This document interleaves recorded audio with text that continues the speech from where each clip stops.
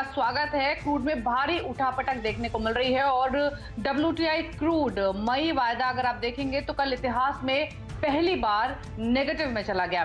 आज होने वाली एक्सपायरी से पहले स्टोरेज की कमी के कारण डिलीवरी ना उठने की वजह से ये भारी दबाव या फिर कहे भारी बिकवाली हमने क्रूड में कल बनते हुए देखी थी, जिसके चलते MCX पर अप्रैल वायदा का जो प्रोविजनल सेटलमेंट है वो ₹1 के भाव पर हुआ। हालांकि मई वायदा आज फिर पॉजिटिव टेरिटरी में है, वहीं WTI जून वायदा और ब्रेंट में उतनी गिरावट नहीं दिखी। दुनिया भर में लॉकडाउन के कारण क्रूड की डिमांड में खासी कमी देखने को मिली है और जिसकी वजह से जो सप्लाई है वो पुराने स्तर पर अभी भी बनी हुई है। स्टोरेज को लेकर दिक्कतें हो रही हैं, जिसका असर हमने कीमतों पर देखा है। लेकिन अब सवाल ये उठता है कि कच्चे तेल की कीमतों में स्थिरता कहां से आएगी, क्या मेजर्स उठाने चाहिए जिसकी वजह से स्टेबिलिटी हम प्राइसेस में देख सके। दूसरी इंपॉर्टेंट बात कि जो ओपेक की प्रस्तावित उत्पादन कटौती है, क्या वो काफी होगी और कटौती की यहाँ पर कितनी गुंजाइश है, इस सब पर हम चर्चा करेंगे। सवाल यही है कि अब यहाँ से क्रूड की चाल क्या रहेगी, रणनीति आपकी क्या होनी चाहिए, और इन तमाम मुद्दों पर बातचीत करने के लिए पूरा पैनल हमारे साथ है। CNBC TV18 की कमोडिटी एडिटर मनीषा गुप्ता है, मोतियाल ओसवाल के किशोर नाने हैं, ग्लोब कैपिटल के हिमांशु गुप्ता और निर्मल बंग कमोडिटीज के कुणाल शाह भी कुछ ही देर में हमारे साथ मौजूद रहेंगे। सभी का स्वागत है इस खास सेगमेंट में। और किशोर जी, सबसे पहले तो आप बताइए, कल हमने एक हिस्ट्री बनती हुई देखी, डिमांड है नहीं, सप्लाई काफी ज्यादा है। अब स्टोरेज भी है, जो स्टोरेज कैपेसिटी वो भी लगभग पूरी हो चुकी है अगर अक्रॉस वर्ल्ड हम देखें तो, स्पेशली जहां पर स्टोरेज होता है। आप इस मौजूदा सिचुएशन को कैसे रीड करते हैं और क्या व्यू है?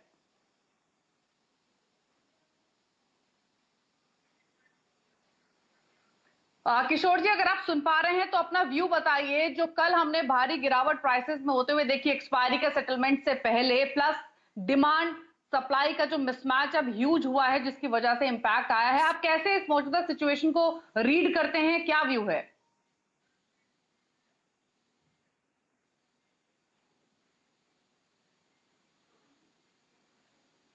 चलिए, किशोर जी से बातचीत नहीं हो पा रही है। मनीषा जी, आप क्या कमेंट्स ऐड करेंगी इस पूरी डेवलपमेंट पर?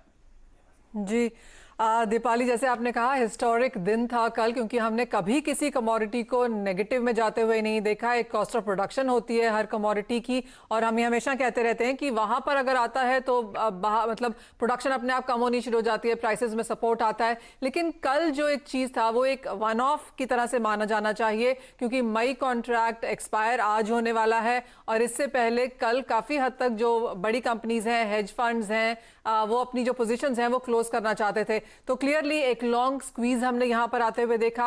जिस तरह के लॉसेस यहां पर लगातार कच्चे तेल में हैं, मार्जिन कॉल्स भी इन फंड्स की तरफ से रही होगी और उसका असर यहां पर प्राइसेस में पड़ा। क्लियरली बाजार में कल कोई बायर नहीं था। बिकवाली होते होते हमने कल $18 के हाई से -40 तक यहां पर कच्चे तेल को जाते हुए देखा। लेकिन एक सैनिटी बाजार में इसलिए बरकरार रही क्योंकि ब्रेंट में उस तरह की गिरावट नहीं थी।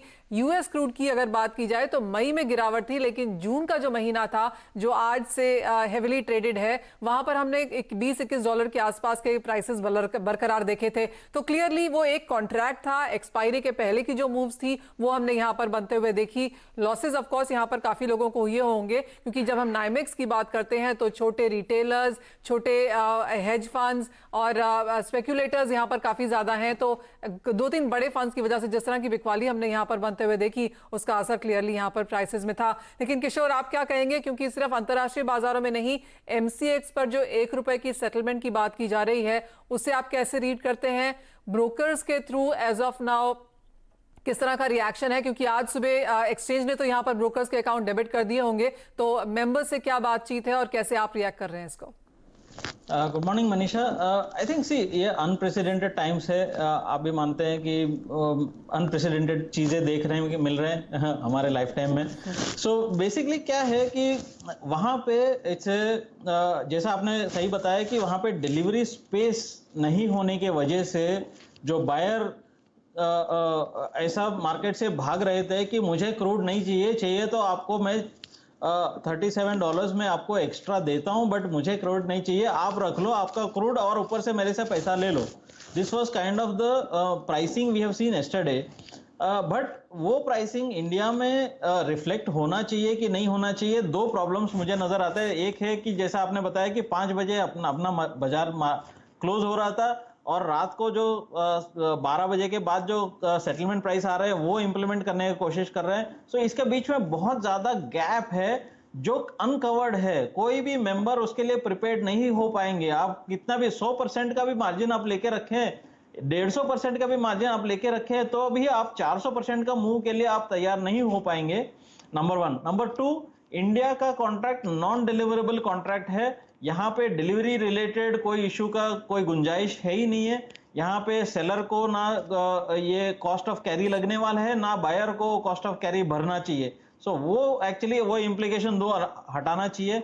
तीसरा है कि वो कॉन्ट्रैक्ट कल एक्सपायर नहीं हुआ, आज एक्सपायर होने वाला है नाइमेक्स में, बिकॉज 21 तारीख का एक्सपायर होता है, आज 21 तारीख चल रहा है वहां पे।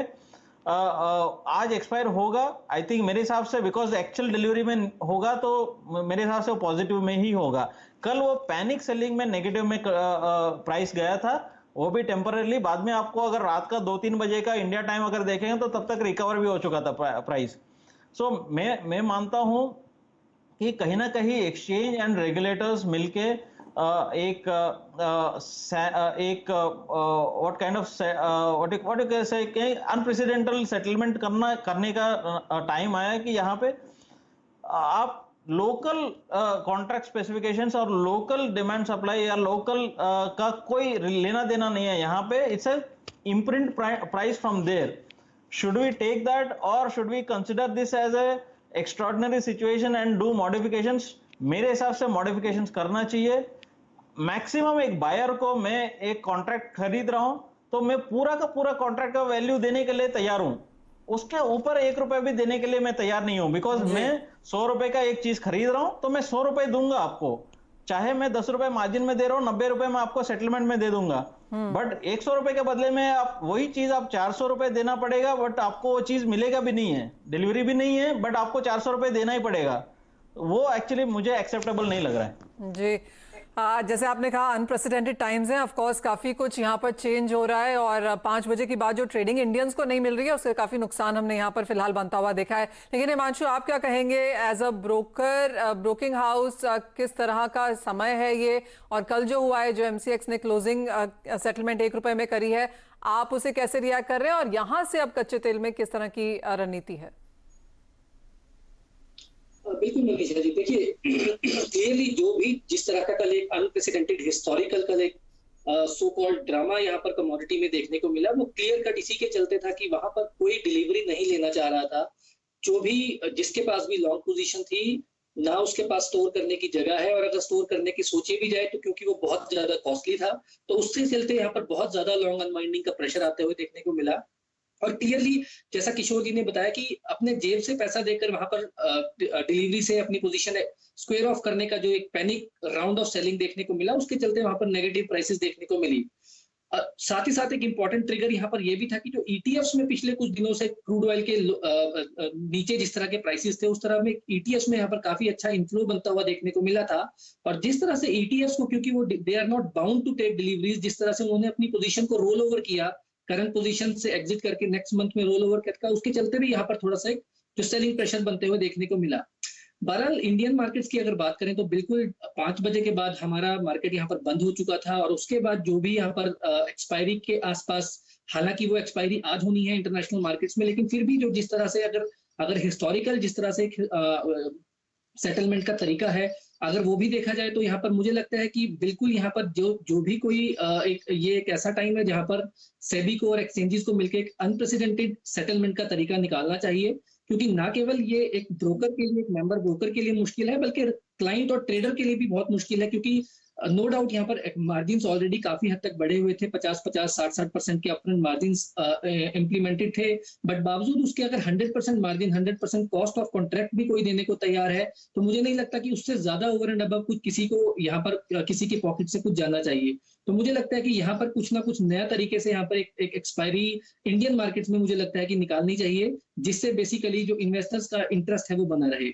जहां तक मनीषा जी यहाँ से आगे की स्ट्रेटजी की बात है तो देखिए ये एक बेसिकली एक वन ऑफ इवेंट मुझे लगता है कि जो था क्योंकि यहाँ पर ग्लोबल शटडाउन, बिल्कुल किसी तरह का यहाँ पर स्टॉक मूवमेंट नहीं हो रहा था और स्टॉक स्टोरेज बहुत ज्यादा हाई थी। इसके चलते यहाँ पर बहुत ज्यादा प्रेशर देखने को मिला।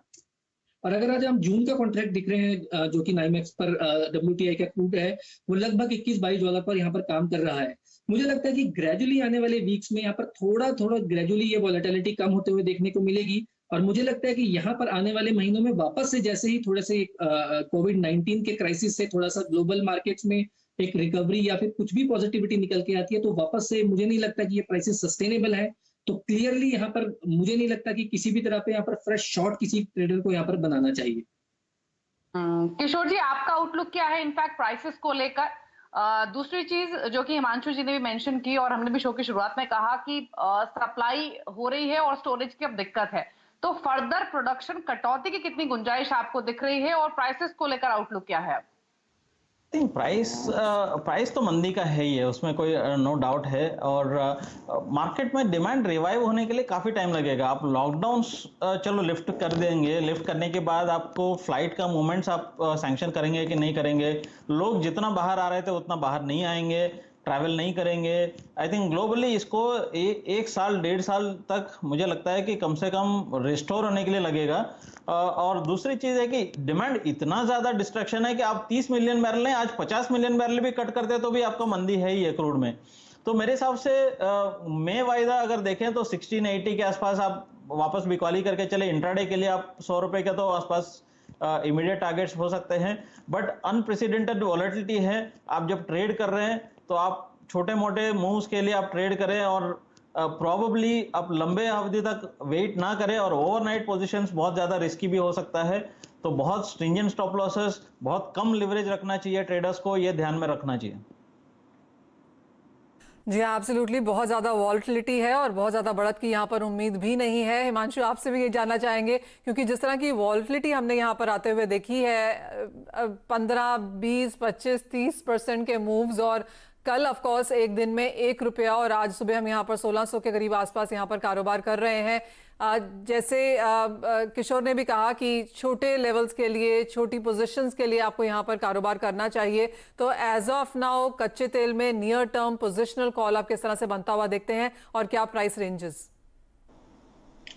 देखिए मनीषा, अगर भारतीय बाजारों की बात की जाए और जिस तरह से आज हम एक नए कॉन्ट्रैक्ट में यहाँ पर काम कर रहे हैं, नए वायदा में, जो लगभग इस टाइम 1650 रुपए के आसपास कारोबार कर रहा है, मुझे लगता है कि 1700, 1750 यहाँ पर फिलहाल अपसाइड कैप रह सकती है। और नीचे में मुझे लगता है कि 1500, 1400, 1350 तक के लेवल्स, मतलब कि ये 200 से 250 रुपए की एक रेंज यहाँ पर उभर कर आ सकती है। तो इंपॉर्टेंट यहाँ पर ये रहेगा कि अगर कोई भी पोजीशन, मंदी की पोजीशन बनाई जाए, जैसे कि किशोर जी ने यहाँ पर शॉर्ट पोजीशन के लिए सजेस्ट किया इंट्राडे के लिए, मैं भी सिमिलर व्यू होल्ड करता हूँ। यहाँ पर 1700 रुपए के आसपास शॉर्ट पोजीशन बनाई जा सकती है। 1750, 1760 रुपए का एक स्ट्रिक्ट स्टॉप लॉस मेंटेन करके 1550, 1500 रुपए तक के टारगेट्स देखे जा सकते हैं। मनीषा जी, इंपॉर्टेंट बात यह है यहाँ पर कि एज अ ट्रेडर आपको बहुत क्लेवरली इस बाजार को अप्रोच करना है। मुझे लगता है कि यहाँ पर अनप्रेसिडेंटेड टाइम्स हैं, अनप्रेसिडेंटेड वॉलेटिलिटीज हैं और रिस्क बहुत ज्यादा हैं। तो ऐसे में यहाँ पर ऑप्शंस के थ्रू भी यहाँ पर मार्केट में अप्रोच करना एक बेटर ऑप्शन रह सकती है। तो बेसिकली यहाँ पर अपना रिस्क रिवॉर्ड के हिसाब से यहाँ पर ट्रेड कीजिए और स्ट्रिक्ट स्टॉप लॉसेस के साथ यहाँ पर अगर आप ट्रेडर हैं तो अपनी पोजीशन से बनाइए और निकलिए। जी, अच्छा, एक और सवाल किशोर जी, भी थोड़ी देर पहले ही ये खबर आई थी कि जो भारत है वो भी अपने स्ट्रेटेजिक ऑयल रिजर्व्स बढ़ा सकता है इस माहौल में जहां पर प्राइसेस कम है। और भारत और साथ ही साथ चीन, ये दो ऐसे देश है जहां पर जो कि नेट इंपोर्टर्स हैं और एक ऑयल रिजर्व बढ़ाने का मौका है। आप, अगर ऐसा होता है तो आप इस डेवलपमेंट को कैसे देखते हैं? आई थिंक अपने पास कुछ 41 मिलियन बैरल का कैपेसिटी है, वो भी आई थिंक मोर देन 50% भरा हुआ है। एग्जैक्ट नंबर्स पब्लिश नहीं होते हैं। मेरे हिसाब से अपने पास 12 से 15 मिलियन बैरल का शायद जगह हो सकता है अपना स्ट्रेटेजिक रिजर्व्स में, तो उससे ज़्यादा भर नहीं सकेंगे। तो आई थिंक शॉर्ट टर्म में बहुत ज़्यादा फायदा उठा नहीं पाएंगे इतना लो प्राइसेस का, नंबर 1। बट अगर ये प्राइसेस सस्टेनेबल रहेगा तो थोड़ा बहुत गवर्नमेंट को फायदा होगा, बिकॉज गवर्नमेंट सेलिंग प्राइस तो कम नहीं करने वाला है। ये जो भी विंडफॉल गेन्स आ रहे हैं उसको टैक्सेस में कन्वर्ट कर देंगे। गवर्नमेंट को ऐसा भी पैसा की जरूरत है, फिस्कल डेफिसिट बहुत ज्यादा बढ़ने वाला है। जहां जहां पे भी रेवेन्यू इंक्रीमेंट का पॉसिबिलिटी है वहां से सरकार ले लेगा। तो ब्रॉडर इकोनॉमी को प्राइसेस, कंज्यूमर प्राइसेस को ज्यादा बेनिफिट नहीं मिलेगा। But I think as a government अपने को ये जो विंडफॉल है they will convert into revenue. rather than passing it on to customers. तो आई थिंक अगर सस्टेनेबल लो बिलो $25-30 का अगर प्राइसिंग रहा तो इंडियन इकोनॉमी के लिए काफी बेहतर रहेगा। एब्सोल्युटली, कंज्यूमर कंट्रीज के लिए काफ़ी बेहतर प्राइसेस हैं, लेकिन मांग नहीं है और इसका फ़ायदा हम यहाँ पर उठा नहीं पा रहे। कुणाल शाह, निर्मल बंग कमोडिटीज़ के अब हमारे साथ हैं। कुणाल नमस्कार। जो हम डिस्कशन यहाँ पर कर रहे हैं वो यही है कि कल के बाजार की जो मूवमेंट है वो आप कैसे देखते हैं, और दूसरा ये जो MCX का ₹1 का जो डिसीजन है यहाँ पर सेटलमेंट का, उसका किस तरह का असर फिलहाल बाजार पर है? अगर आप कल जो मूवमेंट नाइमेक्स पे देखेंगे, बेसिकली दिस इज ये जो कोविड-19 क्राइसिस आई है उसके कारण जो डिमांड डिस्ट्रक्शन हुआ है, that is something no one has predicted and no one has ever imagine. जो मार्केट में हिस्टोरिकली 1-2 मिलियन बैरल का सरप्लस या डेफिसिट रहता था, वो मार्केट में आज 20 से 25 मिलियन बैरल का सरप्लस एवरीडे बिल्ट हो रहा है। तो और मार्केट में लॉकडाउन है, तो अगर मुझे डिलीवरी लेना भी है नाइमेक्स में, how I am going to take the delivery? So these are very technical issue which has come up and that has lead to the capitulation, और उसके बाद जो आर्टिफिशियल इंटेलिजेंस या जो एल्गोरिदम ट्रेडिंग के कारण जो पैनिक हमने देखा वो सब हो गया। सो इंडिया में जो डिसीजन MCX ने लिया है, सो ऑब्वियसली नेगेटिव में तो कोई प्राइसेस जा नहीं सकते, so they have no choice but to do that. So they have done what is best for the market, that is what I will say right now. But this brings the vulnerability कि text book में हमने जो पढ़ा है कि commodity के prices कभी negative में नहीं जा सकते। So we have seen something which is not acceptable by rational mind, that how a oil can trade at -$40। So that is something, you know, but we have to हमारी market वो time पे बंद थी और हमने वो सब panic यहाँ पे नहीं देखा है। So I think now we should talk about what is going to happen next, and the next is I think the production cut, ये जो 10 मिलियन बैरल है वो और ज्यादा आएगा। यूएस में भी प्रोडक्शन धीरे धीरे कम होगा, और आगे जाके मुझे जो लग रहा है, जो मई मंथ में जैसे जैसे लॉकडाउन ओपन होता है, तो अभी फिलहाल ऑयल की demand 80 to 82 million barrels per day की है एज ऑन टुडे। सो जैसे जैसे लॉकडाउन ओपन होगा वो धीरे धीरे वो डिमांड भी बढ़ेगी। सो फिलहाल जो ये 20 से 25 मिलियन बैरल का जो डिमांड और सप्लाई के बीच में जो गैप है वो धीरे धीरे ब्रिज होके 10 मिलियन बैरल्स पे आ जाएगा। सो आई थिंक नियर टर्म में आने वाले 10-12 दिनों में ये प्रेशर कंटिन्यू ही रहेगा या नीचे ही रहेगा। बिल्कुल, प्रेशर तो इनफैक्ट आज भी हमने देखा है MCX पर 7.5% नीचे MCX पर क्रूड अभी भी ट्रेड कर रहा है। लेकिन जैसे ही कुणाल ने कहा और बाकी मेहमानों ने भी हमारे व्यू दिया कि आउटलुक तो अभी नेगेटिव ही है, हाँ, लेकिन जो हमने कल ट्रेड होते हुए देखा उस हिसाब से कुछ ना कुछ इनिशिएटिव स्टेप्स जरूर लेने चाहिए ऐसे सिचुएशंस में ट्रेडर को इंटरेस्ट को प्रोटेक्ट करने के लिए। लेकिन चलिए, इसी के साथ एक ब्रेक का वक्त हो गया है। जब वापस लौटेंगे तो फोकस करेंगे एग्री कमोडिटीज पर, वहां पर स्ट्रैटेजीज लेंगे हमारे एक्सपर्ट से। जल्द वापस आते हैं।